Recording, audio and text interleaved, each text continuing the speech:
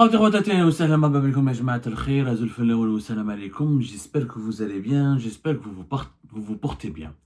Il y a de cela quelques jours, je vous expliquais le pourquoi du comment de la flambée de l'euro, du cours de l'euro sur le marché informel et l'inefficacité. Je vous expliquais, c'était voilà, il y a à peine 2 jours. C'était le 9 décembre dernier. Je vous expliquais que toutes les mesures prises en ce moment par le gouvernement algérien, par les autorités actuelles, pour tenter de freiner la flambée de l'euro, n'auront pas d'impact sur le cours de l'euro dans le marché informel, y compris l'augmentation d'allocations touristiques à 550 euros.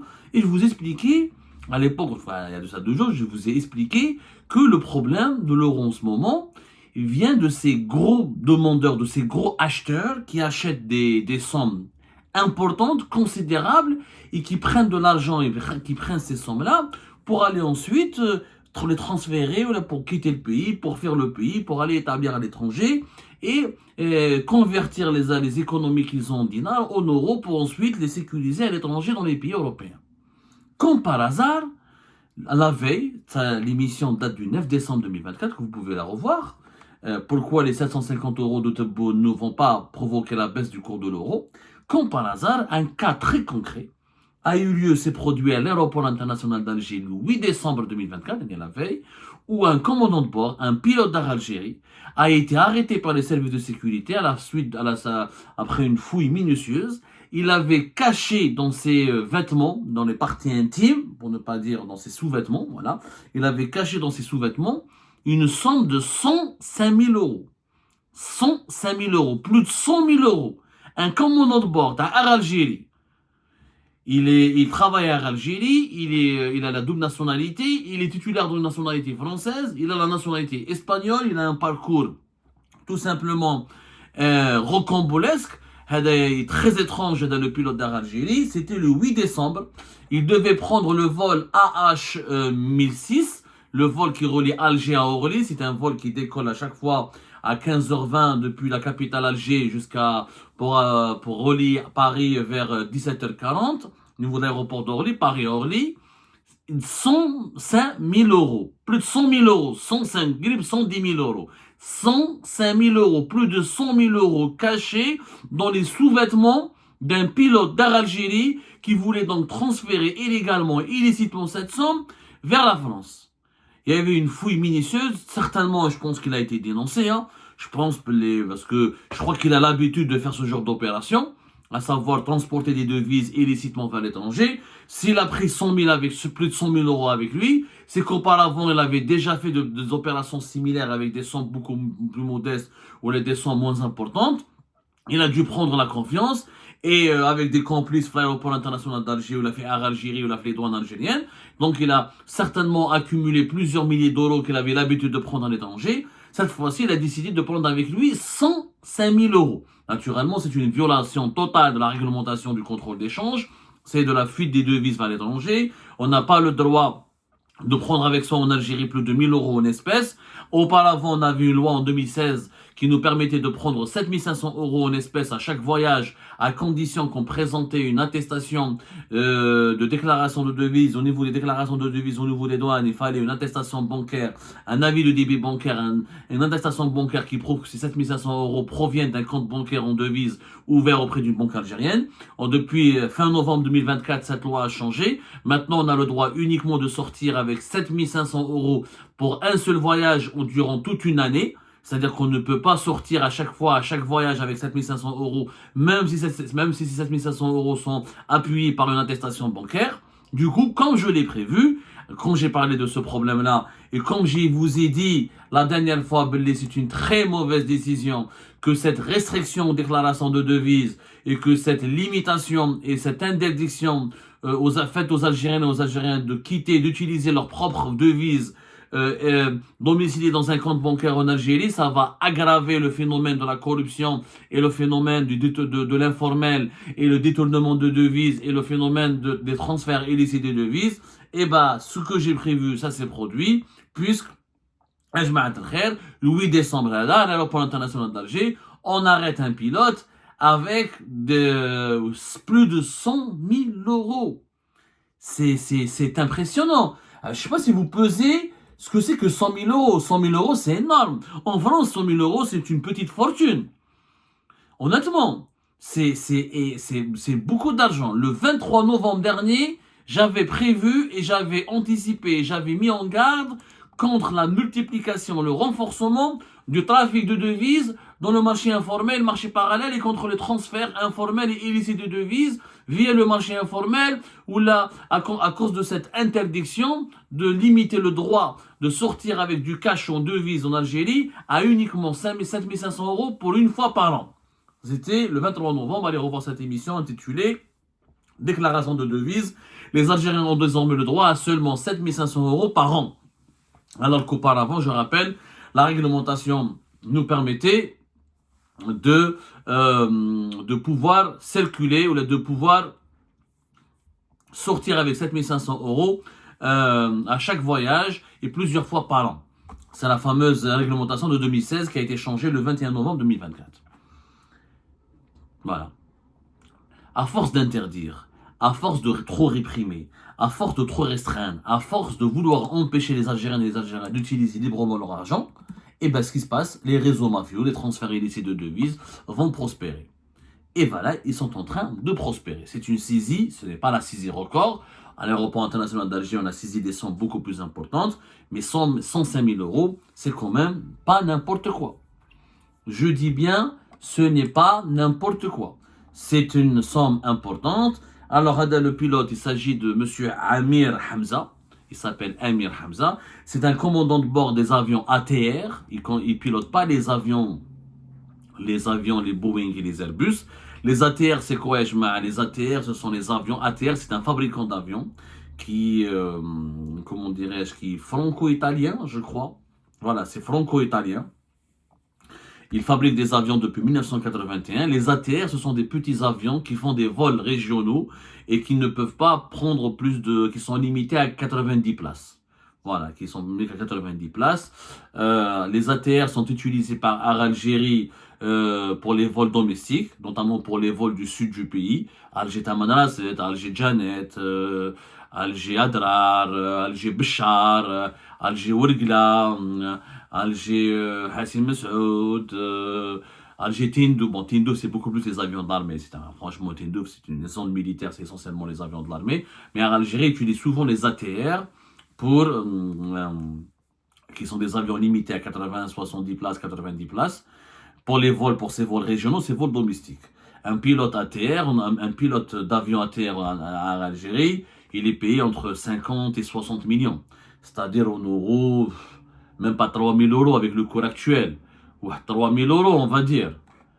Entre 2 500 et 3 000 euros. S'il se retrouve avec 100 000 euros d'un coup, bon, il est payé en dinars, je rappelle. Donc, c'est pas même pas 3 000, voilà, 5 000, voilà, même pas 3 000 euros, 2 500, 3 000 euros, le salaire d'un pilote ATR.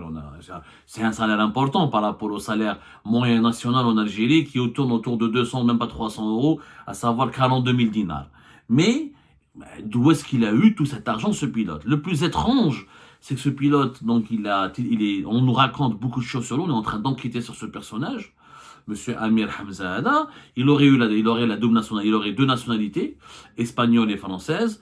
Et à Algérie, on affirme qu'il n'a même pas la nationalité algérienne. Comment il a pu, alors qu'en Algérie, apparemment, en Algérie, il y a une réglementation qui demande je ne sais pas s'il y a une loi qui interdit formellement le recrutement des pilotes étrangers, mais il y a une réglementation interne où on exige un certificat de nationalité pour le recrutement des pilotes. Donc ça, on n'a pas la preuve irréfutable et c'est pas le plus grave. Le plus grave, encore une fois, c'est cette histoire de trafic de devises et que apparemment, il n'en est pas à sa première initiative. D'ailleurs, il faudra peut-être, pour les besoins de l'enquête, demander des explications et des comptes à M. Ben Bouaziz Lies, qui est le directeur des opérations aériennes, et c'est lui qui est à l'origine du recrutement, selon nos sources au sein d'Algérie, le recrutement de façon, en se basant uniquement sur le copinage et le favoritisme de pas mal de ses connaissances, comme pilote ou là, comme steward et hôtesse. Et malheureusement, quand on recrute des gens comme pilote ou là, comme steward ou là, comme hôtesse, sans passer par sans les soumettre aux exigences de la compétence et du parcours professionnel et du rendement professionnel, et ben, on risque de donner la chance de donner des emplois importants au sein de la compagnie nationale aérienne à des personnes pas vraiment très compétentes. Même Midahoua, il conduit, voilà, il pilote des ATR. J'espère qu'il est suffisamment compétent pour ne pas faire cracher un ATR. Déjà, il sait piloter, mais peut-être que d'autres pilotes beaucoup plus compétents que lui auraient trouvé leur place au sein de l'Algérie. Mais ces recrutements de copinage et de favoritisme permettent à des dérives, des dérapages comme cela, c'est-à-dire des gens qui se sentent puissants, épaulés, protégés. Et les pilotes d'Air Algérie ont souvent des connaissances et des contacts au sein de la police aux frontières et au sein des douanes algériennes. Donc certainement, il a créé peut-être un réseau à lui pour transférer des devises et illicitement des devises. Et je pense, je n'ai pas la preuve encore une fois, je parle au conditionnel, au conditionnel, je dis, et peut-être il n'en est pas à sa première opération. 100 000 euros pour un pilote d'Air Algérie qui allait donc, je répète qu'il n'allait pas piloter ce vol, il partait en tant que passager à bord du vol AH 1006, qui est le vol qui relie Alger à Paris-Orly entre 15h20 et 17h40. Lui, c'est un pilote ATR, donc il peut pas conduire, il peut pas piloter les avions Airbus et on appelle ça les avions Airbus ou les Boeing, c'est les avions qui sont utilisés pour les vols internationaux. Les ATR sont utilisés en Algérie pour les vols domestiques. 100 000 euros, c'est une coquette somme.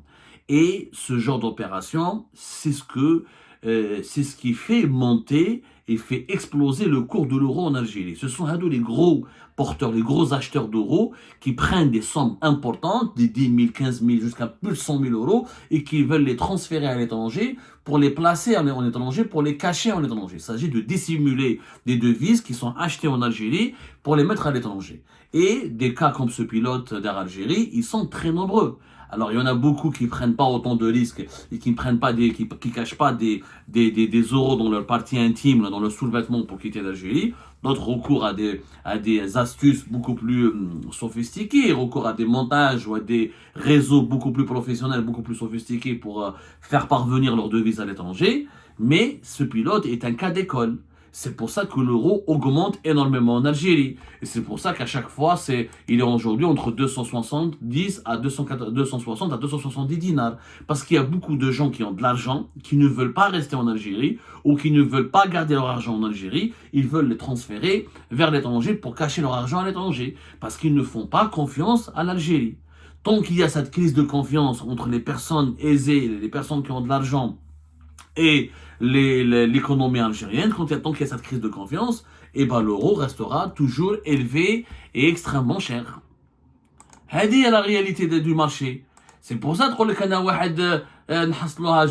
ça n'a rien à voir avec l'importation des voitures de moins de 3 ans ou l'augmentation de la location touristique. Tous ces éléments ne sont que conjoncturels et superflus et n'expliquent pas le fond du problème. Le fond du problème, c'est qu'il y a un exode massif de personnes qui ont de l'argent, qui placent leur argent à l'étranger. Il y a un exode massif. Très peu de riches, très peu de personnes qui ont de l'argent. Quand je dis riches en Algérie, ça ne veut pas dire qu'il y a plusieurs millions d'euros. À partir de 100 des économies en 100 000, 200 000, 300 000 euros, pour moi, c'est quelqu'un de riche par rapport au salaire moyen minimum, qui n'est même pas de 200 euros. Divisé 42 000 dinars par le cours de l'euro actuel, et vous allez voir, 42 000 dinars, quand on a devise, attendez, opération sous vos yeux, quand on a divise par le cours de l'euro actuel, même pas 163 euros. Le salaire minimum en Algérie, le salaire moyen, pas minimum, c'est pas le salaire minimum de 20 000 dinars, le salaire moyen en Algérie de 42 000 dinars. C'est l'équivalent d'actuellement de 163 euros. De quoi, 2-3 personnes, ils vont manger dans un restaurant à Paris, ils doivent payer plus que 163 euros.